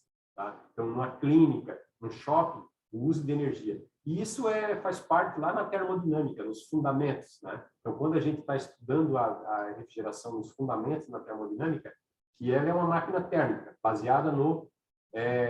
o que é a refrigeração agora, não pensando diretamente numa máquina, como ela foi desenvolvida, mas pensando nos princípios gerais da física da termodinâmica. Ela é uma bomba de calor, quer dizer, então a ciência só foi descobrir isso por volta lá de 1820, com Carnot, né? Então, veja só, foi descobrir o que era energia, na verdade, do ser humano. Um cara como Newton, Galileu, tem que ficar claro para nós que eles não tinham essa noção. E nós, hoje, temos o privilégio de poder estudar e caras como Joule, Kelvin, Carnot, que fizeram as pesquisas e têm sido validados continuamente. Então, o que é? É tudo o que faz as mudanças no mundo, é a energia. Por exemplo, é aquilo que movimenta o carro, mas nós estamos muito mais familiarizados, é muito mais intuitivo falar na energia do movimento, a energia macroscópica. Mas a outra, que foi descoberta, no caso Joule, é um dos caras que é a energia térmica. É essa energia que está na matéria, está na vibração molecular dos átomos. Ela está aí, ela é do mesmo. Aí descobriu-se que ela é tão energia quanto a energia que a gente usa para pedalar uma bicicleta e o movimento que a gente tem. E foi o Joule que descobriu isso. Daí ele viu que uma caloria era igual ao que foi chamado de Joule, 4,186 Joule. E aí a refrigeração, ela pega e ela é o quê? Ela é uma bomba de calor, no sentido de que a gente pode pensar a energia como se ela estivesse nos níveis de temperatura como o oceano. Então, se a gente pegar a represa de Itaipu, ela tem energia porque ela está num nível mais alto. Quando você libera você pode converter aquilo em eletricidade, que depois vai vir no nosso chuveiro e vai se converter em energia elétrica, em energia térmica. E vai vibrar as moléculas, vai aquecer e vai ficar agradável para nós tomarmos o banho, né? A mesma coisa é que nós nos alimentamos. Nós estamos pegando energia nos alimentos, né? E outras coisas, ingredientes, outras coisas, tá? Mas energia, basicamente, calorias, que na nossa combustão interna e molecular, no nosso metabolismo, vai se tornar em calor para nos manter a 37 graus. quer dizer, uns 10 graus acima do ambiente, que nos mantém confortável, né? E nos mantém saudável e tal. E essa energia também é do mesmo tipo. Isso foi descoberto, mas elas estão em níveis diferentes. Quando a gente pega uma energia no nível mais alto, que é uma temperatura mais alta, e deixa ela passar para o nível mais baixo, foi o Carnot que descobriu isso, e a termodinâmica, você pode converter parte dela em energia elétrica, por exemplo, em mecânica, em energia para movimento, mas não é toda. Foi isso que o Carnot descobriu, que tem que passar uma parte, só pode tirar um 10, 20%. Quanto é por cento? Depende do nível de temperatura em Kelvin. Foi aí que se criou a escala Kelvin. Quer dizer, você está na temperatura, por exemplo, mais alta, você consegue pegar esse calor, mas você tem que ter uma temperatura mais baixa, para poder você deixar passar o calor e tirar alguma energia. Isso é como se você olhasse para o oceano e disse assim, olha só, esse oceano não é parecido com o reservatório de uma usina de Itaipu? Sim, mas então vamos tirar a energia dele. Por que não dá para tirar a energia do oceano diretamente? Senão a gente faria uma usina na beira da praia e está tudo resolvido. Por quê? Porque você não tem um nível mais baixo para liberar a água e tirar a energia do oceano. A mesma coisa acontece com a temperatura. Se você tiver a temperatura ambiente, por exemplo, está tudo aí, tem energia térmica por tudo, está tudo na temperatura ambiente. O dia varia um pouco mais quente, um pouco mais frio. No polo é mais quente, é mais frio, mas no Equador é mais quente. Mas só porque tudo perto, tudo em volta está na mesma temperatura. Não tem para onde fazer fluir. Então, para você tirar energia térmica, você tem que estar no nível de temperatura mais alto. E isso foi o que o Carnot descobriu e a termodinâmica sabe, que é equivalente ao oceano. O oceano está ali, é um reservatório gigante que você podia imaginar. Vamos tirar a energia desse reservatório, você não tem para onde desaguar, não tem para onde tirar. Por isso que da temperatura ambiente você não tem para onde tirar também. Então você tem que pegar carvão, queimar, ou numa usina nuclear, pegar o processo nuclear que vai gerar uma temperatura alta, e essa temperatura alta é que vai permitir que calor seja extraído e você vai ter que desaguar ele na temperatura ambiente, basicamente. Não tem outro jeito. Por isso você tem que estar perto de um rio, ou tem que ter torres de arrefecimento para liberar calor na usina térmica. Então, lá no Simpsons, você vê aquelas chaminézonas, muita gente confunde e acha que aquela chaminé está saindo fumaça, mas não é. Aquilo é vapor d'água de um processo de resfriamento, só isso.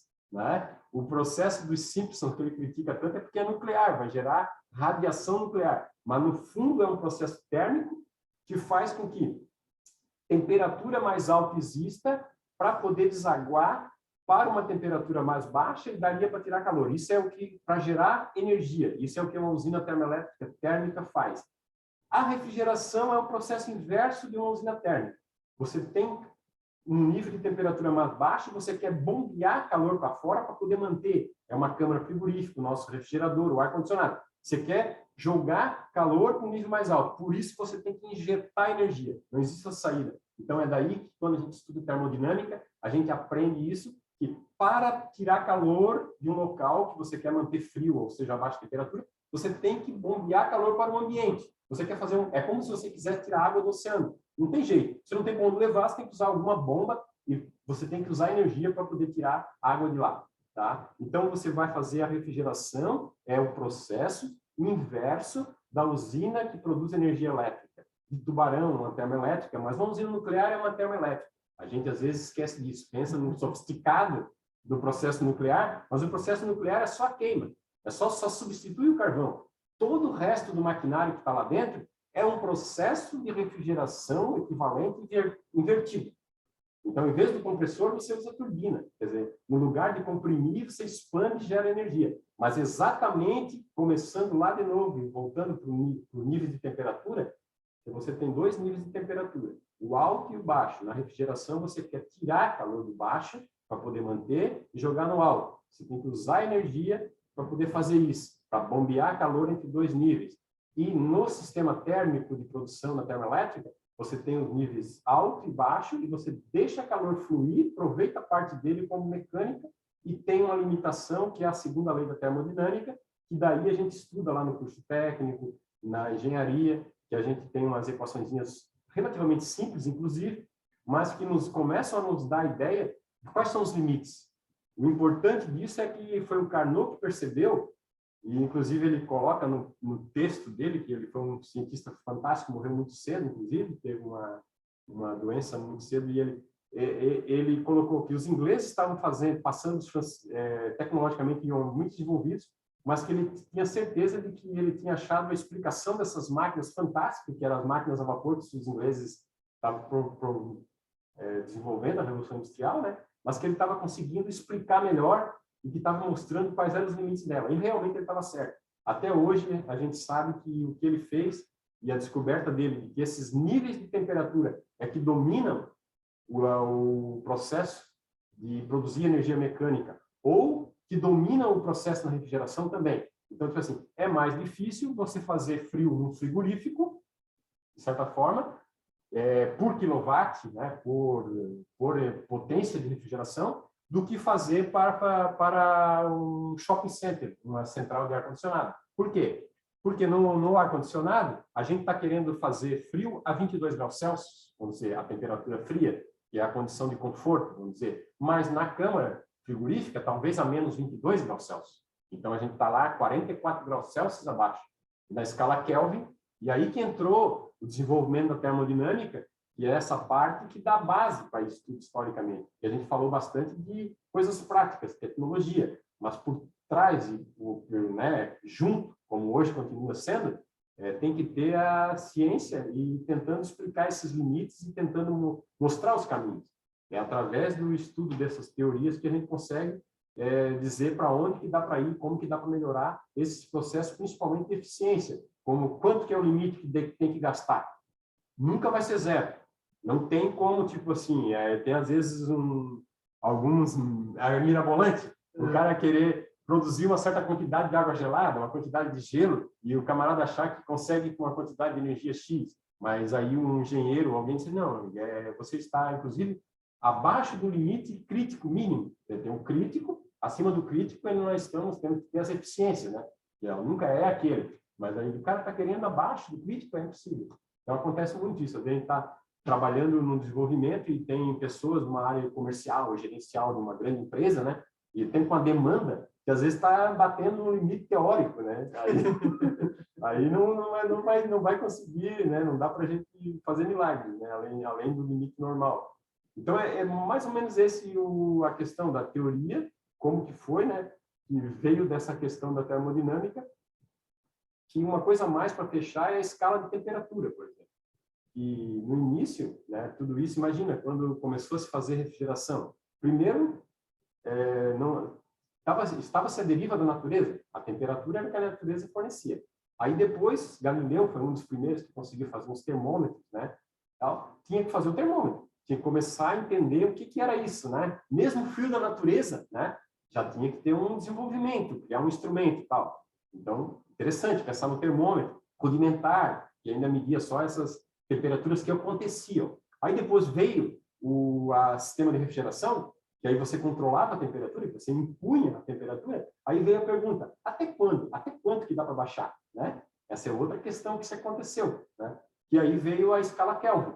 E aí também se demonstrou que existe um limite mínimo, que é você vai baixar a temperatura até menos 273,15, vamos dizer. Mas você vai lá, então, quer dizer, não é uma escala que vai embora e você não tem um limite infinitamente. Não, ela vai ter um limite que é essa energia que a gente falou que é a térmica, ela está na vibração molecular. À medida que você vai baixando a temperatura, você vai acomodando isso e chega num limite que basicamente você tirou toda a vibração, grosso modo falando, né? Então você tem um limite, que é o limite onde você teria que colapsar um gás, por exemplo. O gás ia ficar, né? O que acontece com o hélio líquido, né?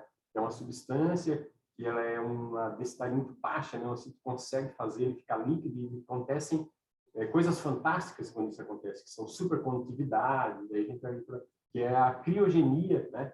Que é o limite das temperaturas muito baixas, que é outra área que a refrigeração permitiu, que gera desenvolvimentos também de outras áreas científicas, inclusive, porque muita coisa científica só pode ser provada nesses limites muito baixos, ou instrumentos que permitem detectar fenômenos também vão acontecer só em limites muito baixos, ou processos, como por exemplo, de processos de computação, supercomputadores, têm seus processadores dentro do nitrogênio líquido. Então, em temperaturas muito baixas, o comportamento da eletrônica passa a ser de um nível muito mais, com uma velocidade muito maior, permite-se coisas muito mais interessantes. Né? Show de bola. A gente vai entrando num assunto, no outro, e no fim a refrigeração, imagina, são 30 anos, mais de 30 anos na área de refrigeração.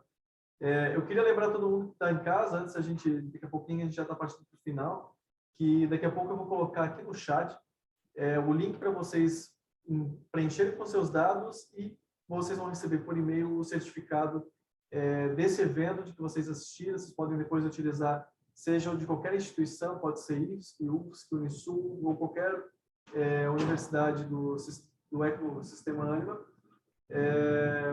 para vocês estarem recebendo certificado e estarem utilizando como hora extra classe, por exemplo, para quem está no curso de graduação, ou, por exemplo, para quem precisa fazer algum curso extra classe aí para a sua aula. Bom, essa semana também a gente vai ter, na terça-feira, com o professor Carlos Boabadi, a gente vai falar um pouco sobre inovação tecnológica. Na quarta-feira, a gente vai falar com o professor Jesué sobre a cadeia do frio. E na quinta-feira a gente vai falar sobre a qualidade do ar com o professor professor Marcelo, na quinta-feira. O cara é fera, especialista na área, e aí vocês vão achar muito interessante, porque vai envolver muito dos assuntos que a gente vem falando atualmente, né? Sobre a questão da qualidade do ar, em escritórios, empresas, nas indústrias. Algo aí que pode ser, de repente, o futuro trabalho de muitos engenheiros aí a trabalhar na qualidade do ar dos ambientes em que a gente vive, né? Então, não já querendo cortar, mas partindo meio para um final, hoje a gente tem aqui, por exemplo, diversos engenheiros que estão se formando, técnicos, ou até, de repente, para terminar uma pessoa que esteja terminando o ensino médio, queira fazer apenas um curso técnico, se especializar, ele pode estar querendo, de repente, saber qual o caminho que ele toma para conseguir chegar a ser um pesquisador, um profissional à frente do que a gente tem hoje, né? Não ser mais um profissional, mas ser um profissional mais capacitado. Como é que o que ele precisa fazer para estar nesse campo de pesquisa ou, de repente, numa área inovadora da refrigeração? A área de refrigeração é uma área dentro da engenharia mecânica. O que nós está funcionando? Então, eu acho que a gente terminou de falar ali.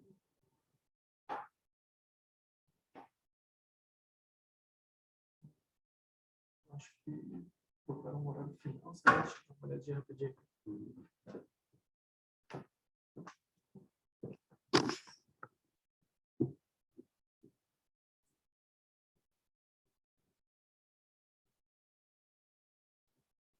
Então, vamos continuar aqui.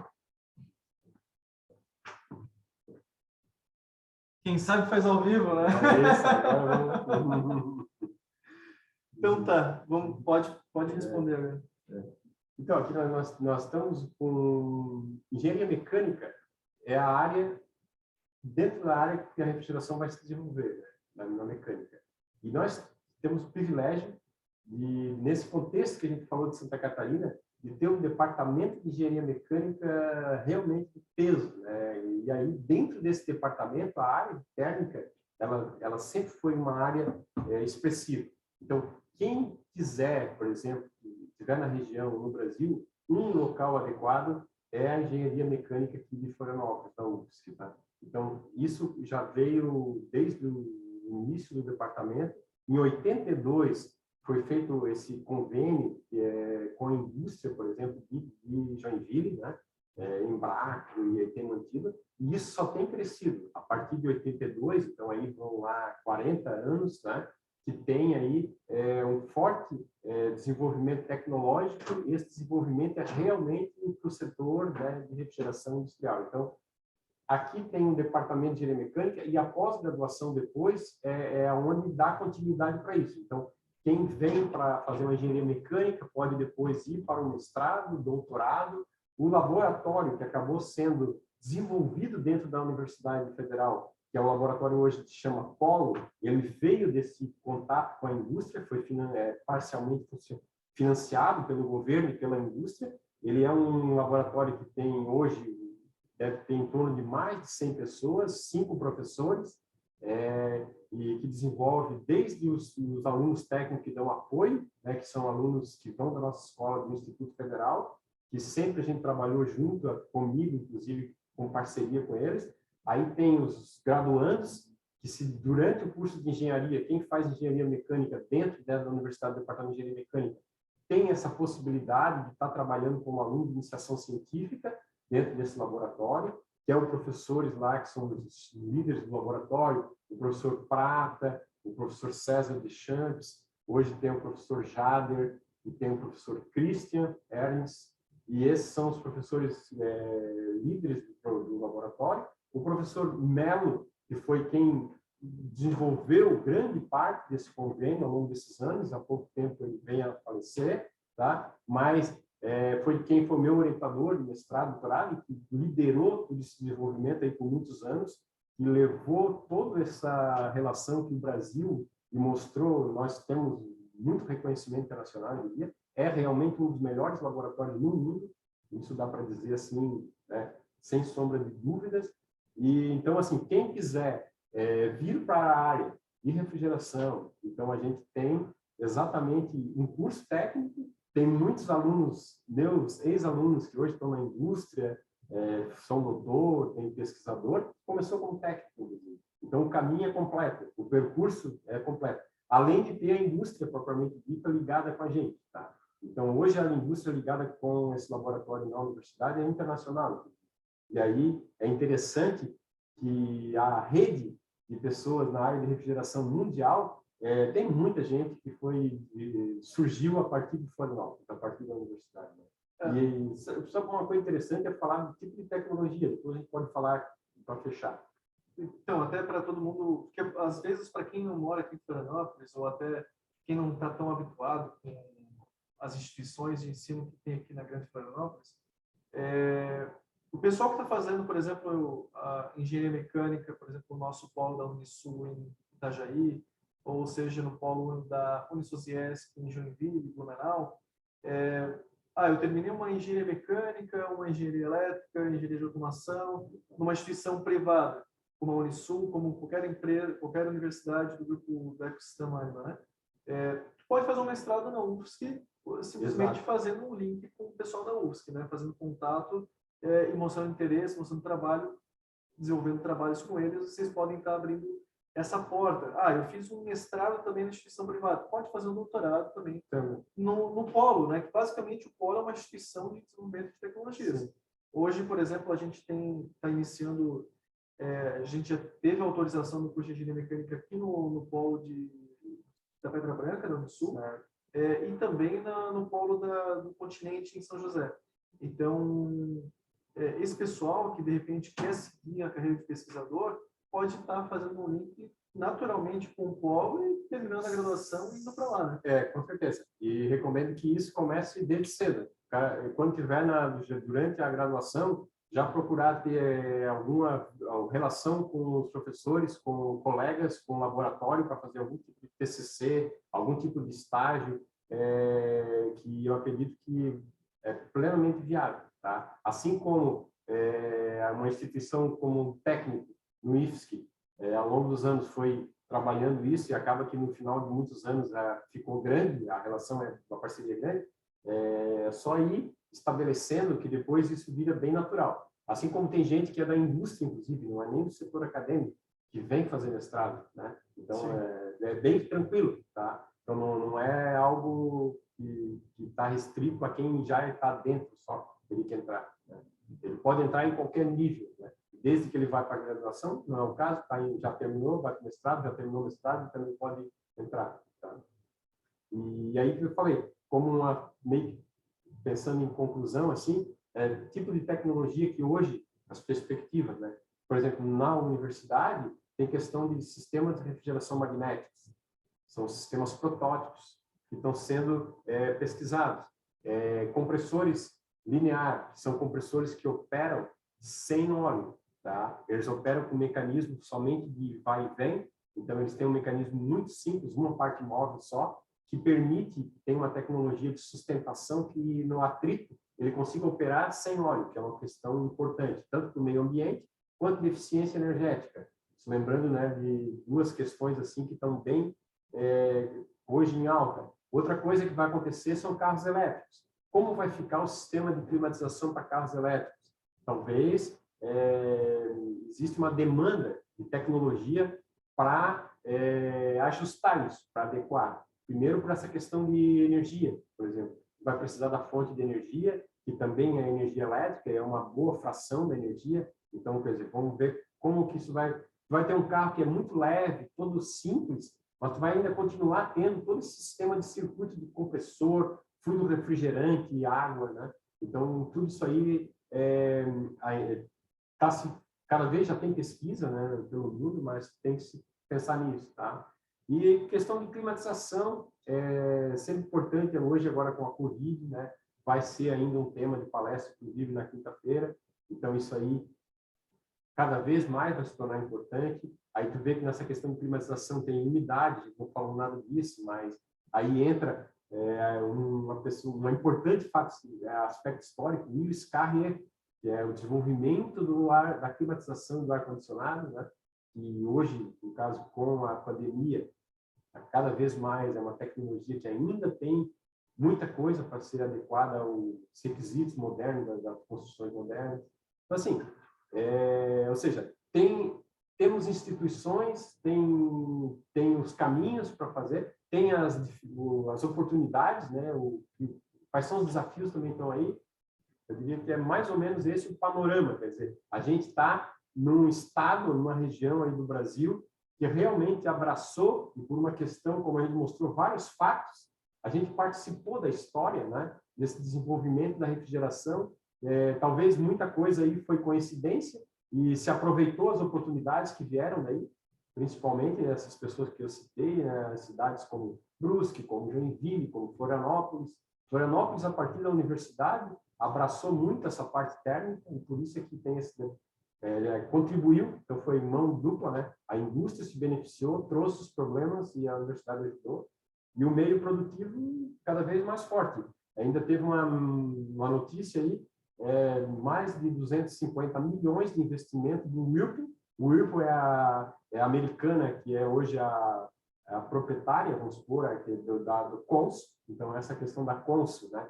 É uma empresa nacional que surgiu, mas hoje ela está no mercado aberto, é uma empresa multinacional americana, e anunciou, estava investindo aqui no Brasil 250 milhões, estava a notícia essa semana aí, eles só procuravam ver. Então, isso é uma perspectiva de que o mercado ainda vai continuar aí cada vez mais se fortalecendo, né? E no caso da Embraco, que a gente falou bastante também, é a maior fabricante de compressores para refrigerador, ela foi, em 2019, foi vendida para um grupo de motores elétricos japonês. Então, atualmente, ela é a Nidec, é o grupo que é dono da Embraco. Tá?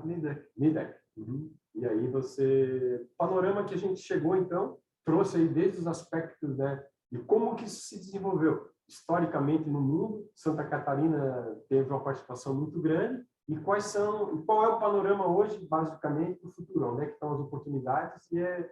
E tem muita coisa para ser feita, dá para perceber pelos temas que estão aí, né? Estamos só falando de tem que melhorar a eficiência, tem volume de investimento, de dinheiro, de equipamento e depois de energia, como hoje é comum você ver no noticiário, como é a questão energética, não só no Brasil, mundial, fontes alternativas. E aquilo que eu falei, uma fonte alternativa séria e importante a se considerar é a eficiência energética. Na eficiência energética, você pode mexer com o panorama energético, reduzindo o consumo bastante. Muitas vezes, uma empresa, ela pode mudar o panorama energético dela, basicamente mudando a eficiência de muita coisa que ela faz, né? Fazendo análise. Então, a gente já tem feito pesquisa nesse setor, de analisar a eficiência energética de grandes empresas, e tem bastante, sempre tem oportunidades, tá? Assim como tem no dia a dia o cidadão, né? A gente também tem as nossas escolhas, né? Os equipamentos que a gente usa, a maneira como usa. desde dentro de casa. Finalmente agora temos carros, a gente vai ter que começar a escolher carro elétrico, carro híbrido, que fonte de energia que usa. Estamos podendo começar a querer produzir energia no nosso telhado, quer dizer, né? Estamos podendo já, né? Temos maneira de produzir e ganhar com isso, né? Sim. Eu acho que é isso. Então tá, a gente foi conversando, a gente tinha a previsão de ficar 1h30, mais ou menos, já estamos em 1h45 praticamente, né? Então tá, eu vou tá mandando, se quiser dar finalizar a conversa, enquanto se quiser dar um tchau para o pessoal, eu vou estar mandando ali para o pessoal o link no Google Forms para vocês estarem cadastrando seus dados para receber o certificado, vocês vão receber por e-mail, tá bom? Pode ficar à vontade. Então tá, pessoal. Agradecer aqui o Alex por estar promovendo e permitindo esse canal de diálogo com vocês. Isso vai ficar gravado, né, Alex? Vai. Depois, vai ter oportunidade de rever e tal. E vocês que podem estar assistindo aí, o Alex está provavelmente ali preparando um link para quem quiser fazer a inscrição aí, façam a inscrição e tenham um certificado de que participaram. E espero que tenham gostado. Estamos aí à disposição. E chamando vocês para trabalhar com a gente. Venha se divertir. Valeu. Show, né? Pessoal, muito obrigado. Espero que vocês tenham uma boa semana. Uma semana que vocês continuem assistindo a Semana da Refrigeração. Aproveitem que se essa semana der muito certo, a gente faz e se motiva para fazer mais, trazer mais empresas, mais convidados, para vocês terem mais conteúdo. Até mais, um abraço e tudo de bom.